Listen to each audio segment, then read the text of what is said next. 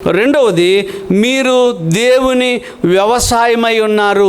3వ అధ్యాయము 9వ వచనాన్ని చదువుదామా? మేము దేవుని జతపని వారమై ఉన్నాము, మీరు దేవుని వ్యవసాయమును దేవుని గృహమునై ఉన్నారు. మనందరము కూడా ఆయన పొలమై ఉన్నామని బైబిల్ మనకు సెలవిస్తూ ఉంది. ఇది దేవుని పొలం.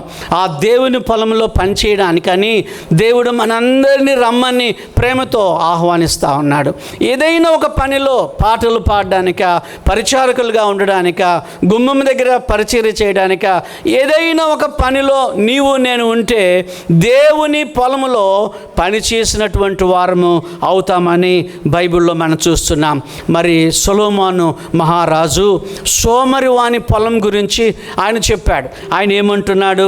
సోమరి వాని పొలానికి నేను వెళ్ళాను, సోమరి వాని పొలాన్ని నేను చూశాను, అది ఎలా ఉందని చెప్తున్నాడు. ఒకటి, ముళ్ళ తుప్పలు బలిసి ఉండెను అని చెప్తున్నాడు, నంబర్ 1. రెండవది, దూలగుండ్లు అని అంటున్నాడు. మూడవది అంటున్నాడు, దాని రాతి గోడ పడిపోయింది అంటున్నాడు. ప్రహరీ సరిగా లేదు అని అంటున్నాడు, పడిపోయింది.